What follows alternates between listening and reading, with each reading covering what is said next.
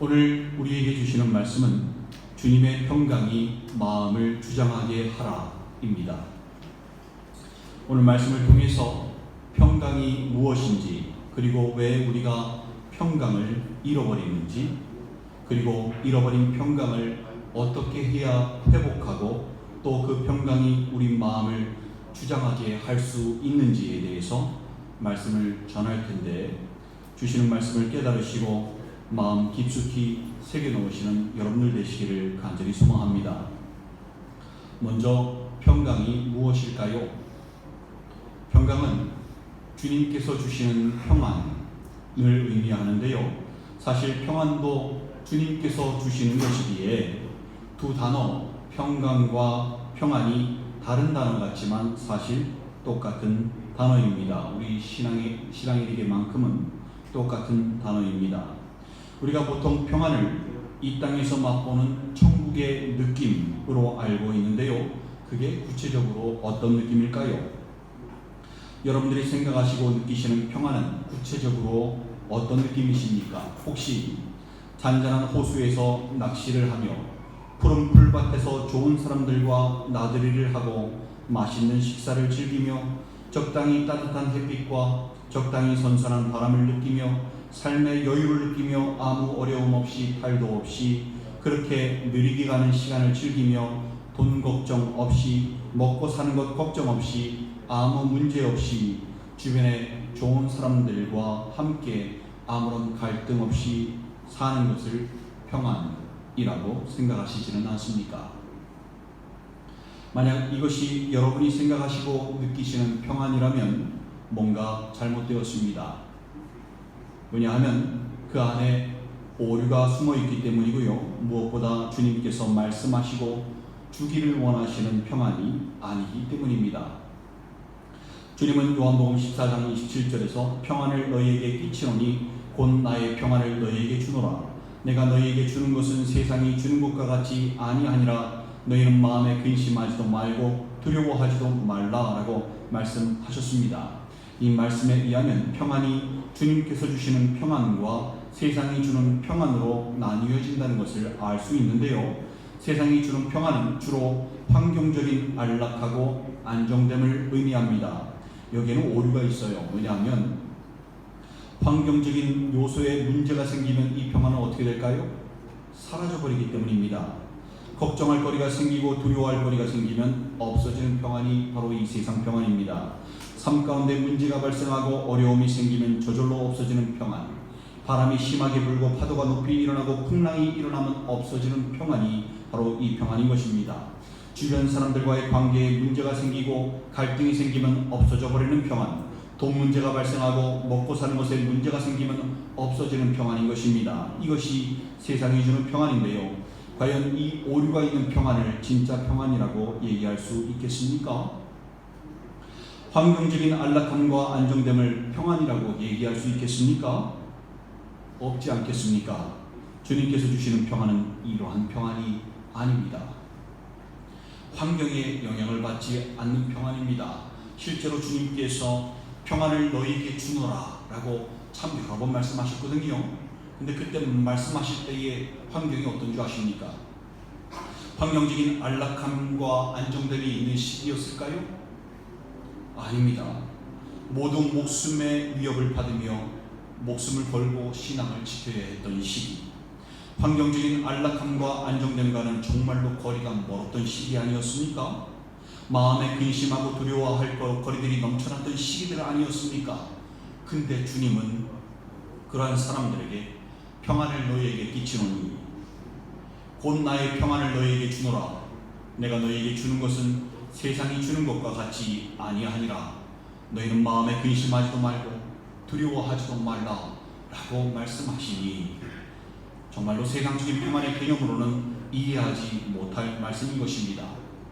요한복음 16장 33절에서도 이것을 너희에게 이루는 것은 너희로 내 안에서 평안을 누리게 하려 함이라. 세상에서는 너희가 환난을 당하나 담대하라. 내가 세상을 이기었노라 라고 말씀하셨는데요.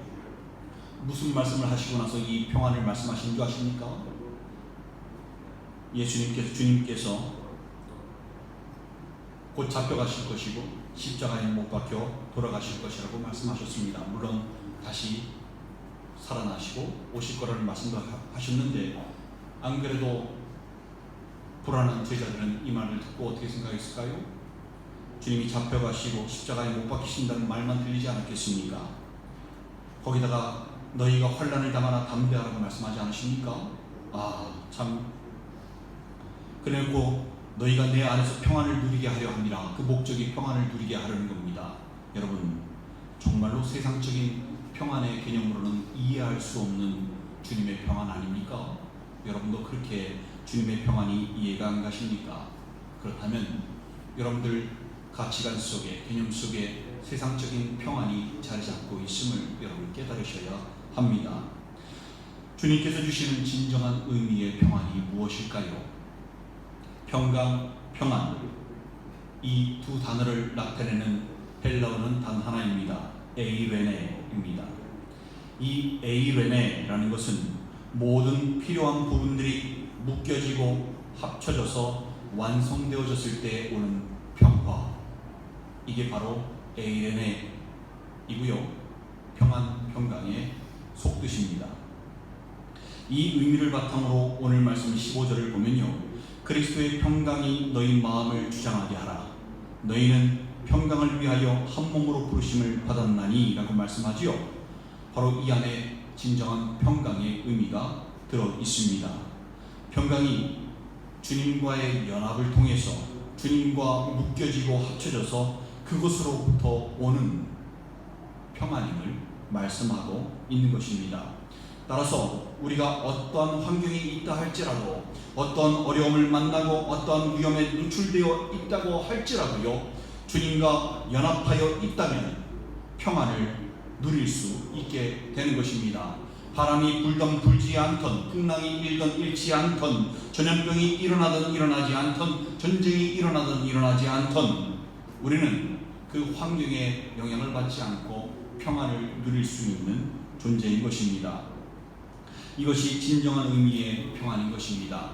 환경 때문에 평안을 잃어버리고 걱정과 두려움으로 일관한다면 그것은 믿음이 없는 사람의 모습이라는 것을 여러분 깨달으셔야 합니다. 그 예가 풍랑을 만난 제자들인데요, 마태복음 8장, 마가복음 4장, 누가복음 8장에 보면 제자들이 주님과 함께 배를 타고 갈릴리 바다를 건너가다가 풍랑을 만나는 장면이 나옵니다. 큰 파도가 일어나 배가 물에 차고 큰 요동이 일어났으며 배가 뒤집히기 일보 직전이었습니다. 갈릴리 바다에 대해서는 전문가들이 제자들임에도 불구하고 이런 상황에서는 어떻게 대처할지를 몰라 패닉에 빠져있는 상태였습니다. 이러다 죽겠구나 라고 느낀 제자들이었습니다. 그런데 이 정신 차리기 힘든 악조건 속에서도 주님께서는 뭘 하고 계셨지요? 주무시고 계셨습니다. 왜 주님은 주무시고 계셨을까요? 너무 피곤하셨을까요? 그래서 골아 떨어지셔서 풍랑이 온 것도 모르고 계셨던 것일까요? 아닙니다. 그 요란한 풍랑 속에서 일어나지 못하셨다면 제자들이 깨워도 일어나지 못하셨어야 정상입니다. 주님께서 제자들이 깨울 때까지 일어나지 않으셨던 것은요, 주님은 풍랑 앞에서의 제자들의 반응을 보셨던 것입니다. 주님은 제자들이 호들갑을 떨며 주님을 깨웠을 때 일어나셔서 바람과 바다를 꾸짖으시며 잔잔하게 하셨습니다. 그리고 제자들에게 뭐라고 말씀하셨습니까? 믿음이 작은 자들아, 어찌하여 이렇게 무서워하느냐? 너희가 어찌 믿음이 없느냐? 너희 믿음이 어디 있느냐? 라고 책망하셨습니다. 물론 이렇게 얘기하는 사람도 있을 것입니다. 위기를 만나 주님을 찾은 것인데 위기를 만나도 주님을 찾지 않는 사람들이 더 많은데 그들보다는 주님을 찾은 제자들이 더 신앙이 있는 사람들이고 더 나은 신앙인임에 분명할 텐데 왜 주님은 제자들에게 믿음이 없다고 말씀하실까? 라고 말하는 사람도 있을 것입니다. 맞습니다. 위기 때에, 환난 때에 주님을 찾는 믿음은 주님을 찾지 않는 믿음보다 나은 신앙임은 분명합니다. 근데요, 그 믿음이 주님이 옳다고 인정하시는 믿음, 주님을 기쁘시게 하는 믿음은 아닌 것입니다. 왜 그럴까요? 뭐가 문제일까요? 그거는요, 그들이 마음의 평안을 잃어버렸기 때문입니다. 지금 그들이 지금까지 누구와 함께 있었습니까? 그리고 지금도 누구와 함께 있습니까? 바로 주님이십니다. 그러면 그들에게 당연히 있어야 하는 것이 무엇입니까? 바로 그리스도의 평안이지요. 세상이 주는 평안이야 환난이나 위기의 상황에서 없어지는 것이 당연하겠지만 주님 주신 평안은 세상 평안과 다르지 않습니까? 사라지지 말고 환경이 어두워졌다고, 환경이 힘들어졌다고 잃어버려서는 안 되는 평안 아니겠습니까? 근데 그들의 마음속에 평안이 사라져버렸습니다. 그래서 믿음이 없다고 책망하셨던 것입니다. 환경이 어려워졌다고 사라져서는 안 되는 평안이 주님 주시는 평안인 것입니다. 우리도 어떠한 어려움을 만나고 큰 환난이 찾아온다고 하여도요, 주님께서 주시는 평안을 절대로 잃어버려서는 안 되는 것입니다. 주님께서는 이 평안 평강에 대해서 지속적으로 말씀하셨습니다. 부활하신 뒤에도 누가복음 24장 36절에서도 너희에게 평강이 있을지어다 라고 말씀하셨고요, 요한복음 20장 19절에서도 너희에게 평강이 있을지어다 라고 말씀하셨고, 요한복음 20장 21절에서도 너희에게 평강이 있을지어다, 아버지께서 나를 보내신 것 같이 나도 너희를 보내노라 라고 말씀하셨고, 요한복음 20장 26절에서도 너희에게 평강이 있을지어다 라고 말씀하셨습니다. 왜 주님께서는 이렇게 평안에 대해서 강조하실까요? 그것은 이 평안이 주님과의 연합을 의미하고 있기 때문입니다. 아까 평안 모두 헬라어로 에이레네라고 하였지요. 모든 필요한 부분들이 묶여지고 합쳐져서 완성되어졌을 때 오는 평화라고 했는데, 바로 주님과의 연합, 주님께 접합하고 묶이는 것을 의미하는 것입니다. 주님은요, 요한복음 15장 4절 6절에서 내 안에 거하라 나도 너희 안에 거하리라, 가지가 포도나무에 붙어있지 아니하면 스스로 열매를 맺을 수 없음 같이 너희도 내 안에 있지 아니하면 그러하리라. 나는 포도나무요 너희는 가지라. 그가 내가 그 안에 거하면 사람이 열매를 많이 맺나니 나를 떠나서는 너희가 아무것도 할 수 없음이라. 사람이 내 안에 거하지 아니하면 가지처럼 밖에 버려져 마르나니 사람들이 이것을 모아다가 불에 던져 사르느니라 라고 말씀하셨습니다. 평안이 의미하는 것이 바로 이 접합하고 묶이는 것을 의미합니다. 생명의 참 포도나무이신 주님께 가진 우리가 잘 접합하고 묶여야 하는 것입니다. 그래야 열매를 맺을 수 있는 것입니다. 그래야 우리가 살 수 있는 것입니다. 우리가 마음속에 평안을 잃어버리지 말아야 하는 이유가 바로 여기에 있습니다. 마음의 평안을 잃어버린다는 것은요, 단순히 마음의 평화가 깨졌다는 의미가 아닙니다. 이거는요, 주님과의 연합이 깨졌다라는 의미인 것입니다. 이토록 평안은 우리의 영적 상태가 어떠한지를 보여주는 척도가 된다는 사실을 여러분 깨달으시기 바랍니다. 이제 왜 우리가 평안을 잃어버리는지에 대해서 알아야 하겠는데요. 왜 우리는 평안을 잃어버릴까요? 평안의 반대말이 무엇인지 알면 그 이유를 빨리 발견할 수 있는데요. 평안의 반대말이 뭘까요? 바로 깨어진 마음입니다. 마음을 지켜서 주님과 연합해야 하는데 환경에 대한 걱정, 근심, 불안, 두려움으로 마음을 지키지 못하고 마음이 깨어지고 무너져 내리는 것입니다.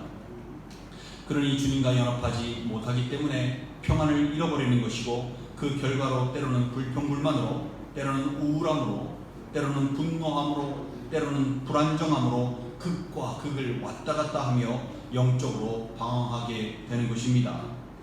풍랑이라는 환경을 만난 제자들이 마음이 깨지고 평안을 잃었던 것처럼 문제를 묵상하고 어려운 환경, 갈등을 만드는 환경을 묵상하게 되면요, 이렇게 마음이 깨어져서 무너질 수밖에 없는 것입니다. 그래서 빌립보서 4장 6절에서 7절은 아무것도 염려하지 말고 다만 모든 일에 기도와 간구로 너희 구할 것을 감사함으로 하나님께 아뢰라. 그리하면 모든 지각에 뛰어난 하나님의 평강이 그리스도 예수 안에서 너희 마음과 생각을 지키시리라 라고 말씀하시는 것인데요, 우리는 염려함으로 마음을 지키지 못해 마음을 깨트리고 평안을 잃어버리게 해서는 안 되는 것입니다.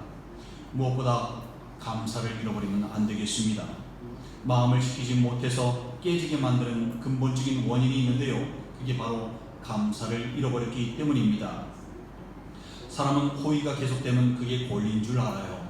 무슨 말인가 하면 우리가 주님께서 주시는 은혜를 계속 받다 보면요, 어느새 그것이 자신도 모르는 사이에 당연히 누려야 하는 권리처럼 느껴지는 것입니다. 하나하나가 다 감사해야 할 권리들인데 그것이 자꾸 무상으로 받다 보니까 당연히 누려야 하는 권리가 되어버리는 것입니다. 누군가, 여러분 한번 예를 들어 볼게요. 누군가 어떤 사람들에게 매일매일 선물을 가져다 준다고 생각해 보십시오. 하루도 안 빠지고 선물을 매번 몇 년 동안 줬는데 어느 날 선물을 주지 않고 그냥 지나갔다고 생각해 보십시오. 그때 사람들의 반응은 어떨까요? 누군가 이거 가지고 실험을 했었는데 실제로 똑같았다고 합니다. 사람들이 분노를 했다고 합니다. 왜 안 줘? 오늘은? 왜 오늘은 안 주는데? 그들은 마음에 불평과 분노, 불안과 불안정함이 있었다고 조사 결과 나왔습니다. 왜 그럴까요? 그들이 뭔가 잘해서 그 선물을 받았습니까? 아니죠. 무상으로 받았던 거지요. 근데 자꾸 받다 보니까 호의가 권리가 되어버렸던 것입니다. 호의를 당연하게 생각하는 삶에는 감사가 설 자리를 잃어버리게 되고 그렇게 마음은 깨져버리고 평안은 잃어버리게 된다는 사실을 여러분 깨달으셔야 합니다. 애당초 우리 삶에 권리라는 것은 없었습니다. 만약 권리처럼 보이는 뭔가가 여러분 삶에 있다면 그거는요, 계속되는 주님의 호의 때문입니다. 주님의 호의가 계속된다고 할지라도 그것이 당연한 권리가 아닌 은혜인 줄을 알아보시고 감사하시는 여러분들 되셨으면 좋겠어요. 여러분, 감사를 회복하시기 바랍니다. 그것이 오늘 말씀에 들어있는 잃어버린 주님의 평강을 회복하는 비결이고 주님의 평강이 우리 마음을 주장하게 하는 비결인 것입니다. 오늘 말씀에서 그리스도의 평강이 너희 마음을 주장하게 하라. 너희는 평강을 위하여 한 몸으로 부르심을 받았나니 너희는 또한 감사하는 자가 되라. 그리스도의 말씀이 너희 속에 풍성히 거하여 모든 지혜로 피차 가르치며 권면하고 시와 찬송과 신령한 노래로 부르며 감사하는 마음으로 하나님을 찬양하고 또 무엇을 하든지 말에나 일에나 다 주 예수의 이름으로 하고 그를 힘입어 하나님 아버지께 감사하라 라고 말씀합니다. 15절 끝에도 감사하는 자가 되라. 16절 끝에도 감사하는 마음으로 하나님을 찬양하고 라고 말씀하고요. 17절 끝에도 하나님 아버지께 감사하라 라고 말씀합니다. 모두가 뭐예요? 감사하라입니다. 이 감사를 잃어버리게 되면 마음도 깨어지고 평안도 잃어버리게 된다는 사실을 잊지 마시기 바랍니다. 그래서 감사가 회복되어야 합니다. 감사를 하려면 진짜 감사가 뭔지 아셔야겠지요. 이미 알고 계시겠지만 다시 한번 마음에 새기시기 바랍니다. 감사를 나타내는 헬라어 원어가 뭐라고요? 유카리스티아였습니다.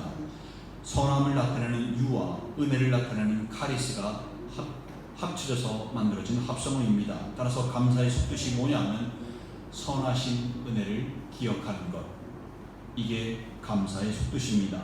그러니까 주님께 감사라고 하는 것은 주님의 선하신 은혜를 알고 기억하는 것을 의미하는 것입니다.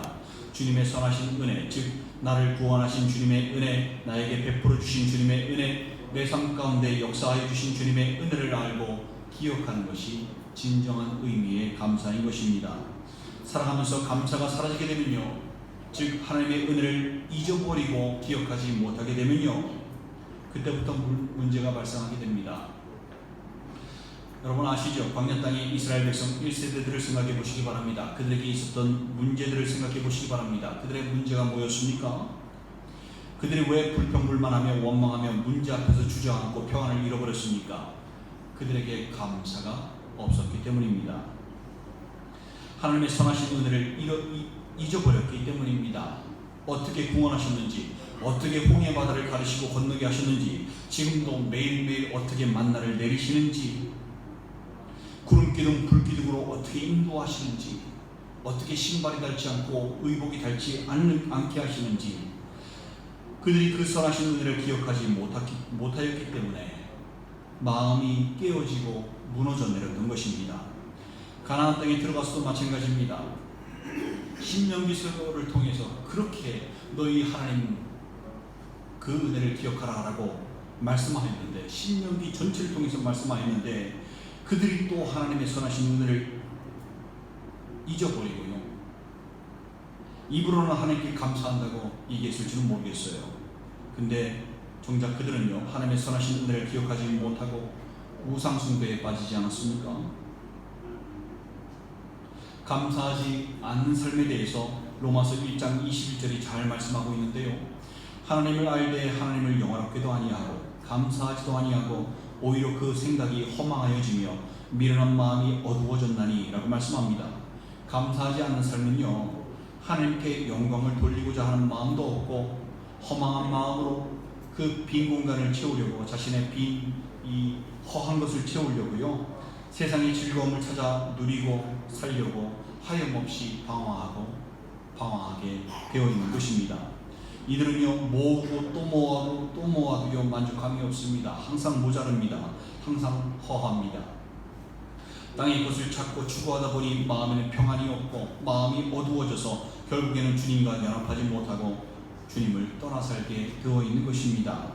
본문에서 너희는 평강을 위하여 한 몸으로 부르심을 받았나니 라고 말씀하는데, 주님과 한 몸이 되지 못하고 떠나버리게 되는 것입니다.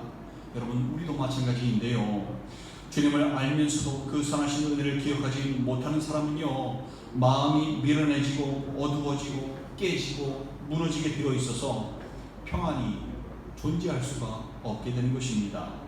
허망하여집니다. 그래서 그 잃어버린 평안을 채우려고 엉뚱한 것으로, 뭘로 채워야 되는지도 알지도 못한 채 엉뚱하게 끊임없이 세상의 것으로 채우려고 하는, 세상을 섬기는 우상 숭배자가 될 수밖에 없게 되는 것입니다. 본인만 인정하지 않지 본인의 삶은 우상 숭배자의 삶인 것입니다. 엉뚱한 것에 마음을 빼앗긴 상태인 것입니다. 우리는 우리에게 베풀어 주신 주님의 선하신 은혜를 절대로 잊지 말고 늘 기억하는 자들이 되어야 합니다. 이게 진정한 감사입니다. 우리 주님께서 나를 어떻게 구원하셨는지, 어떻게 고난받으시고 물과 피를 흘리시고 나무에 달려 내 죄를 대속하여 주셨는지를, 지금도 살아계셔서 어떻게 역사하시고 나를 붙드시고 나를 인도하시는지를 잊지 말고 그 선하신 은혜를 기억해야 하는 것입니다. 시편 50편 23절에서 감사로 제사를 드리는 자가 나를 영화롭게 하나니 그의 행위를 옳게 하는 자에게 내가 하나님의 구원을 보이리라 라고 말씀합니다. 감사로 하는 모든 일들이 주님의 영광을 위하여 한 일이 된다는 것을 여러분 꼭 기억하시기 바랍니다. 우리는 주님의 선한 은혜를 기억하며 먹고 마시고 일을 해야 합니다. 그것이 바로 주님을 영화롭게 하는 것입니다. 그리고 그러한 사람들에게 하나님께서 구원을 보이시는 것입니다. 바로 천국을 소유한 사람이 되게 하시는 것입니다. 이 땅에서도 천국의 기분인 평안을 맛보게 하시는 것이지요. 이게 바로 주님의 평안인 것입니다. 환경이 아무리 어려워도요, 우리 믿음의 선조들 그 핍박 가운데서도요, 천국을 일찌감치 맛봤던 거 아니겠습니까? 감옥 안에서도 기쁨으로 감사함으로 눈물을 흘리며 기쁨의 찬양을 드릴 수 있는 것은 미친 사람이거나 아니면 주님의 평안을 맛보는 사람, 둘 중에 하나만 아니겠습니까? 우리 믿음의 선조들은 다 그 주님의 평안을 소유한 사람들이었습니다. 여러분, 이 감사와 평안은 뗄래야 뗄 수 없는 관계라는 사실을 기억하시기 바랍니다. 아까 빌립보서 4장 6절 7절에서 아무것도 염려하지 말고 다만 모든 일에 기도와 간구로 너희 구할 것을 감사함으로 하나님께 아뢰라. 그리하면 모든 지각에 뛰어난 하나님의 평강이 그리스도 예수 안에서 너희 마음과 생각을 지키시리라 라고 말씀하였는데요, 감사함으로, 즉 주님의 선하신 은혜를 기억하심으로 주님의 평강이 여러분의 마음과 생각을 지키시고 여러분의 마음을 주장하게 하는 그 귀한 은혜를 누리시는 여러분들 되시기를 간절히 소망합니다. 사랑하는 지체 여러분, 여러분은 지금 평안하십니까? 우리의 평안은 세상이 아무리 요동을 쳐도, 상황이 아무리 긴박하게 어렵게 돌아간다 할지라도 사라져서는 안 되는 평안입니다. 아무리 풍랑이 심하고 목숨이 경각에 처한다 할지라도 우리는 평안을 잃어버려서는 안 됩니다. 평안은 주님과의 연합을 의미하는 것이기 때문입니다. 천국 시민으로서의 여유이기도 합니다. 천국 시민자로서 그 여유인 평안을 가지시기를 간절히 소망합니다. 세상이 아무리 뒤집어지고 가라앉고 터진다고 할지라도 평안을 잃어버리시지 마시기 바랍니다. 마음이 깨어지지 않도록 문제를 묵상하며 염려하며 근심하며 두려워하는 것이 아니라 감사함으로 모든 지각이 뛰어나신 주님의 평강이 여러분의 마음과 생각을 지키시고 주장하게 하시길 바랍니다. 마음이 깨어지지 않도록 여러분 꼭 마음을 지키시기 바랍니다. 그리고 주님의 평강이 여러분의 마음과 생각을 지키시고 주장하게 하시기 바랍니다.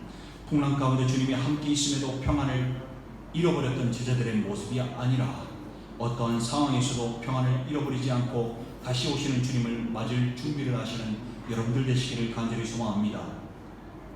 그리고 무엇보다 그 평안을 잃어버리지 않기 위해서 그 평안이 우리 마음을 주장하게 하시기 위해서 여러분 감사가 삶이 되시는 여러분들 되시기를 소망합니다.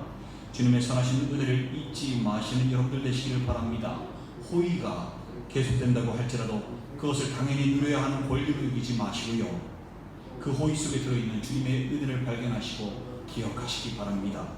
어떠한 상황에서도 주님의 평강을 잃어버리지 않고 일찌감치 천국을 누리며 살아가시는 여러분들 되시기를 주님의 이름으로 간절히 축원드립니다. 함께 기도하시겠습니다. 여러분들 지금 한번 체크해 보시기 바랍니다. 여러분들은 지금까지 평안하셨습니까? 어떠한 환경에서도 어려운 가운데서도 왔다 갔다 하지 아니하며 우울함과 좌절과 또 분노와 불평불만과 이걸 왔다 갔다 하며 힘들어하지 아니하고 오직 주님과 연합함으로 말미암아 천국의 기분을 맛보셨던 삶이셨습니까? 아니었다면 여러분 우리는 거짓된 평안을 쫓고 있었던지 모르겠습니다. 우리가 쫓는 평안은 세상 평안이 되어서는 안 됩니다. 환경적인 요인이 잘 갖춰져서 안락하고 안정됨이 세상이 주는 평안인데요. 그 평안을 쫓는 사람들이 되지 말아야 합니다. 왜냐하면 주님 오실 때가 다 되면 세상은 절대로 안락하고 안정되지 않을 것이기 때문이지요. 우리를 둘러싼 환경은 항상 문제의 연속이고요. 항상 우리 삶은 롤러코스터를 타듯이 올라가기도 하고 내려가기도 하는 인생입니다. 평생을 안락한 환경이 있겠습니까? 아무 갈등 없이 문제 없이 사람과의 관계가 좋은 사람들과 평생 살 수 있겠습니까? 가정에서 문제가 없겠습니까? 회사에서 문제가 없겠습니까? 살아가는 환경에서 공부하는 데 문제가 없겠습니까? 우리는 어떠한 문제로부터도 자유로울 수 없는 사람들입니다. 문제는 늘 있어 왔고 고난은 신앙인들에게 반드시 있을, 전에도 있었고 지금도 있고 앞으로도 있을 것이기 때문입니다. 세상의 평안을 쫓는 사람이라면 마음이 깨어지고 멀어질 수밖에 없다는 사실을 깨달으시기 바랍니다. 우리가 가져야 하는 평안은 주님께서 주시는 평안입니다. 어떠한 환경에서도 문제에서도 어려움에서도 잃어버리지 않게 되는 평안, 그 평안을 누리기 위해서 여러분 주님께 감사하시는 분이 되시기 바랍니다. 그 감사함으로 마음이 깨어지지 않게 무너지지 않게 여러분의 마음을 그리스도의 평강이 주장하시도록 붙드시도록 맡기시기 바랍니다.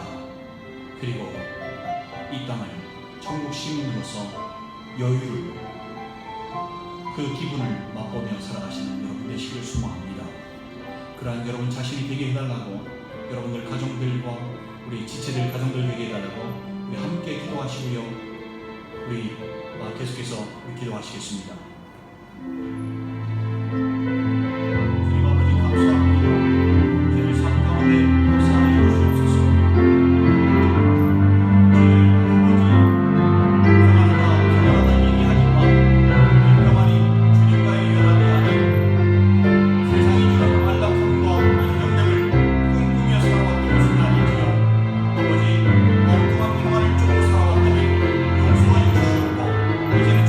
연합함으로 마음을 지키고 생각을 지키고 또 주님과 하나됨으로 끼고 접하여서 주님과 연합함으로 이 땅에서 일정히 천국을 맛보며 살아가는 신앙의 믿음이 보여 주시옵소서.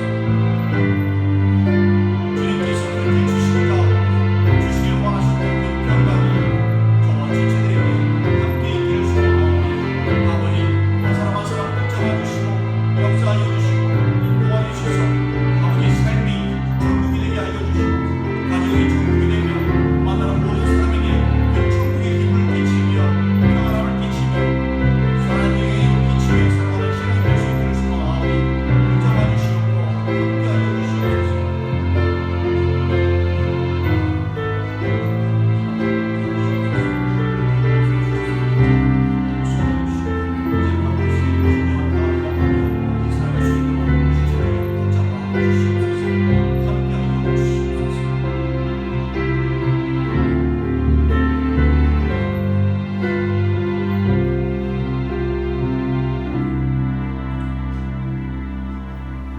아버지 하나님, 저희들 지난 시간들 동안 엉뚱한 것을 평안으로 알고 오류가 많은 세상적인 평안을 진정한 평안으로 생각했던 적이 있었다면 아버지 깨닫게 하여 주시고 이제는 주님과 연합함으로 진정한 평안을 맛보게 하시고 그 주님의 평강이 우리 생각과 마음을 주장하게 감사의 삶을 잊지 아니하는 주님의 선하신 은혜를 기억하며 살아가는 신앙인들이 될 수 있도록 붙잡아 주시옵소서. 한 사람 한 사람 주님 손에 의탁하오니 붙잡아 주시옵고 예수님의 이름으로